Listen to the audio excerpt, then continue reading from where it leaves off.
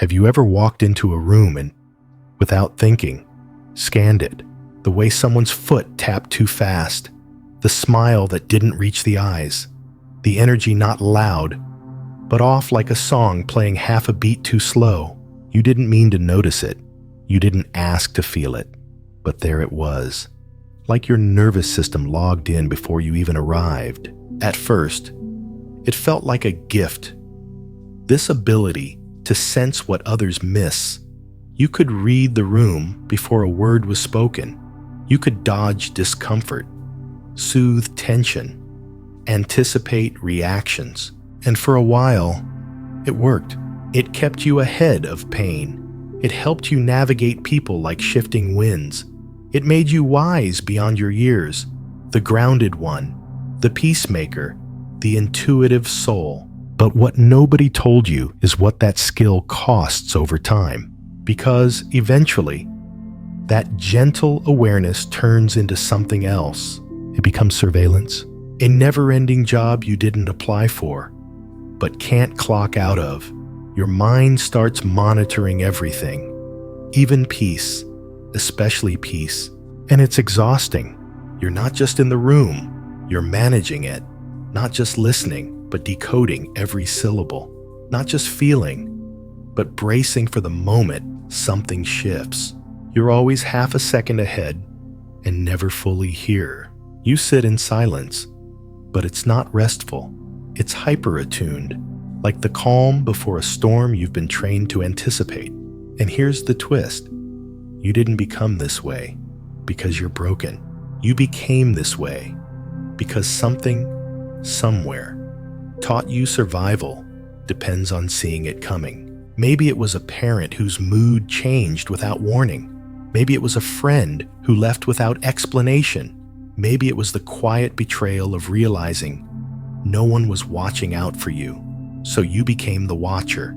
You trained yourself to read the unsaid, to soften your voice so others wouldn't raise theirs, to smile when you felt unsafe just long enough to make others feel okay.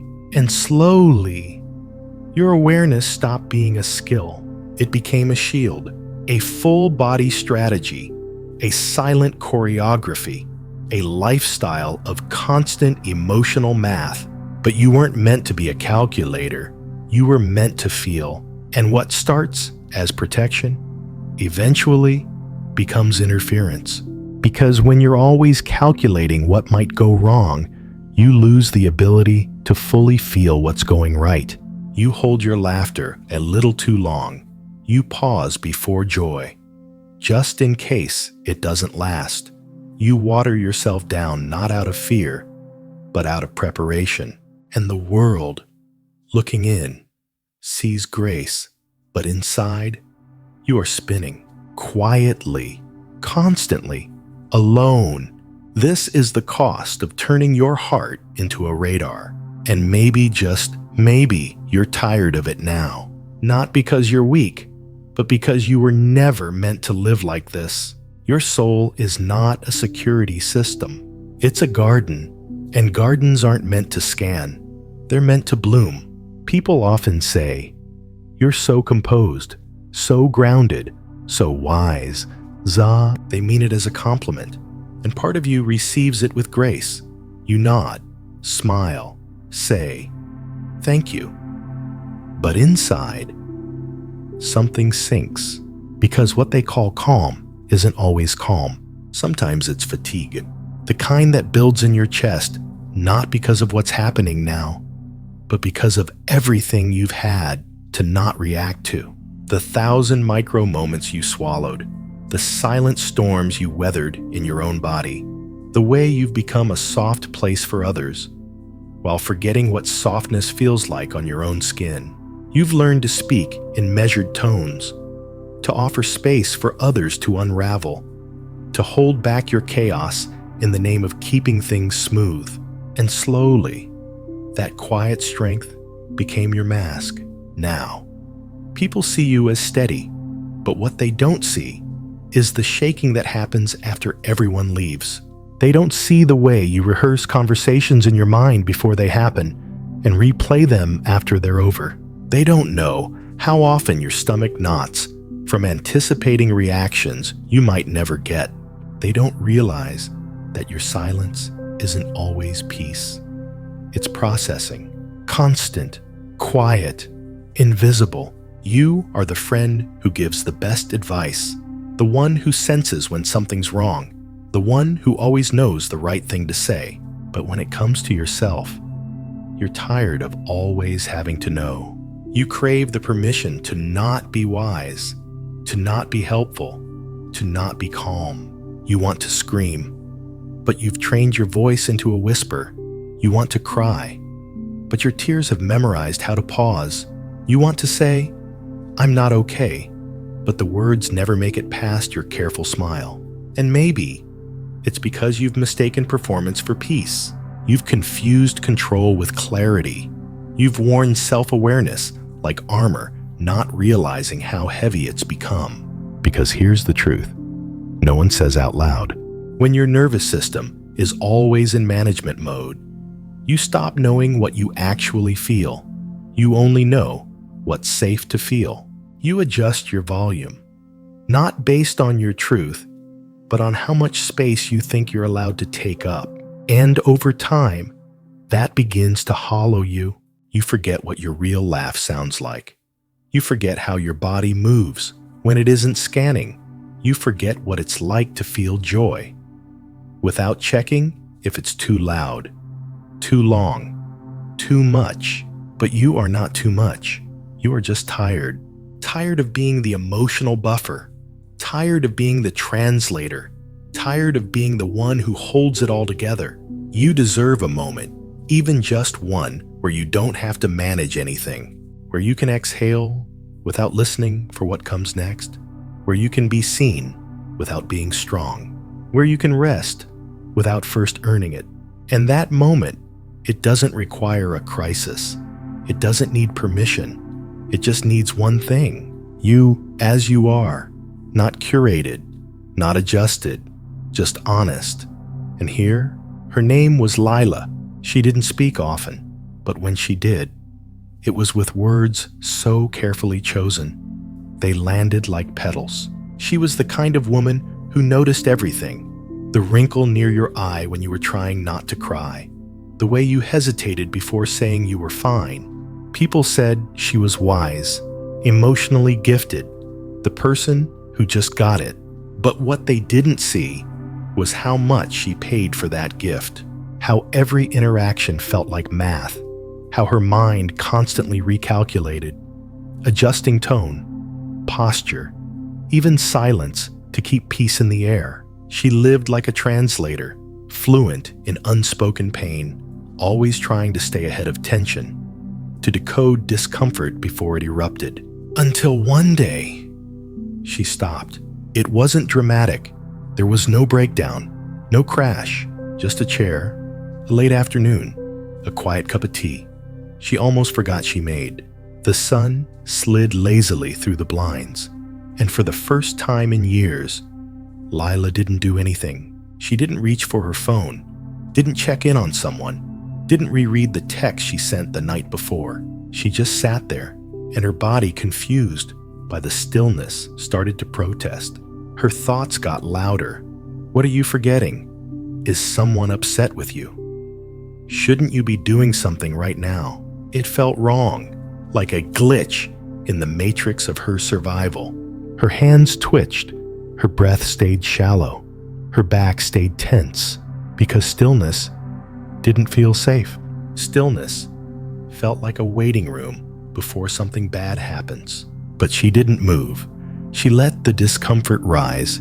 She watched the thoughts swirl, and then something shifted. Not big, not loud, just a soft sigh, the kind her body hadn't allowed in years. Like an animal learning. It doesn't have to pace the cage anymore. And in that breath, Lila met something she hadn't felt in a very long time. Herself. Not the version she curated.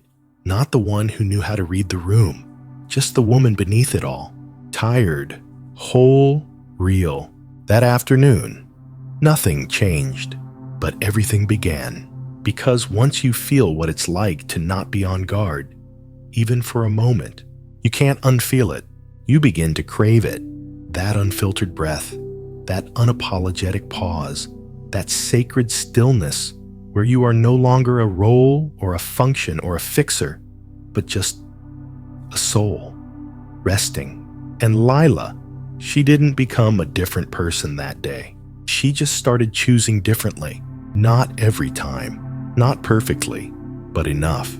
Enough to remind her that she could live with the world without carrying all of it, that she could notice without absorbing, that she could love without leaving herself behind to do it.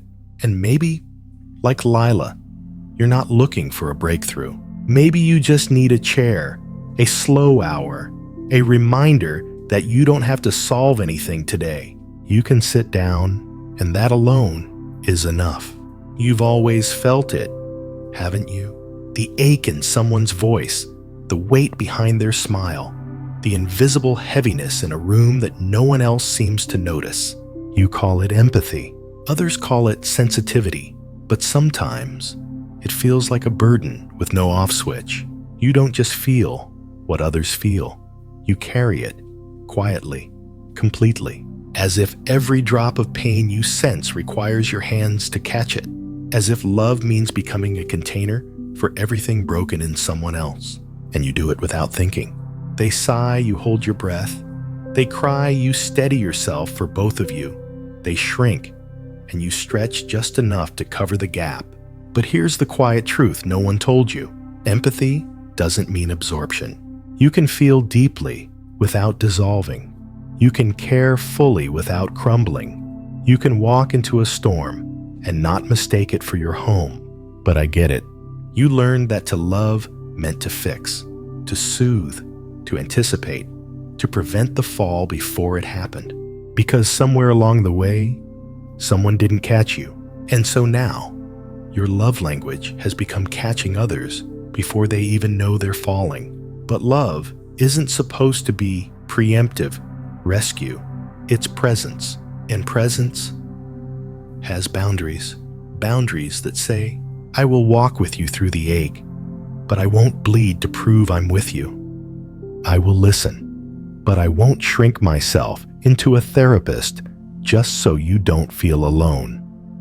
Because love that costs you yourself is not compassion. It's over-responsibility, and it's often rooted in this ancient whisper, if I don't hold this, who will? But what if the answer is, not you? What if letting someone feel their own pain isn't cruelty, but trust? What if not fixing is a form of respect? What if your role in their story was never to carry, but simply to witness? Imagine what would happen if you could sit beside someone's chaos without offering yours in return. Imagine what might open up if you let yourself feel without turning your heart into a sponge. Because empathy, when it's mature, doesn't soak. It sees, it breathes, it allows. It lets the rain fall without assuming it must become the river that carries it away. And you deserve to know that kind of empathy, the kind that protects your softness, not sacrifices it. The kind that stands in truth, not in exhaustion. So next time you feel the tug that ache to jump in, to overextend, to patch the pain before the silence grows, pause. Place a hand over your heart and ask, can I love this without losing myself inside it? Because that is what healing empathy looks like. It's not performance, it's presence with oxygen.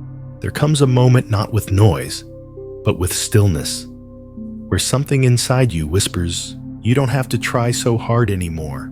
Not try to be right, not try to be calm, not try to be the one who always sees everything before it happens. Because maybe you've spent so long watching life, you forgot how to live it. You've watched your laughter to make sure it didn't echo too loud. You've watched your joy to see if anyone would misunderstand it.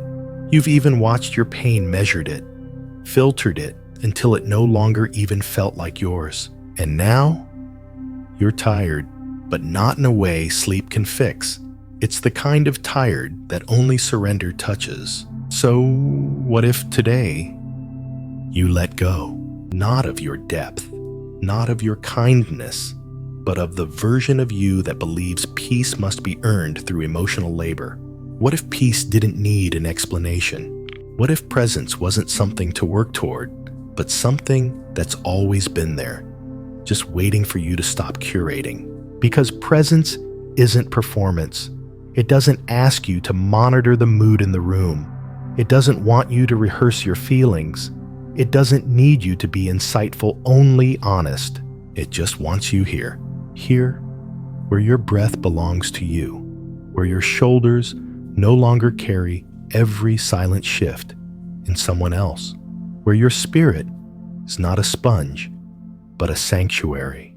And maybe you've forgotten how simple life can be when you're not constantly tracking it, like the way sunlight touches your face without needing to be understood, like the way tea warms your hands without needing a caption, like the way silence, true silence, can feel like an embrace when you stop trying to interpret it. You were never meant to decode every moment. You were meant to live it. You were never meant to stay ahead of pain. You were meant to feel and still survive. And you were never meant to perform calmness. You were meant to return to it, like a bird that stops circling the sky and finally lands, not because it's given up, but because it remembers the branch was always waiting. And you are that bird.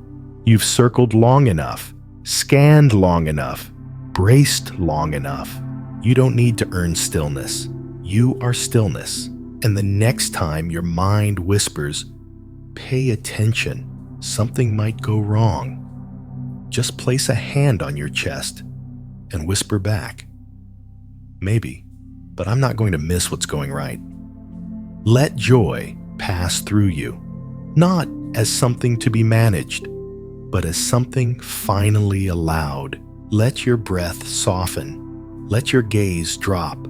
Let the version of you that was always on turn off. Not forever, just long enough to remember you were never broken, just busy carrying things that were never yours. This is your return, not to who you were, but to who you've been beneath it all. Here, now, breathing, unplugged, home,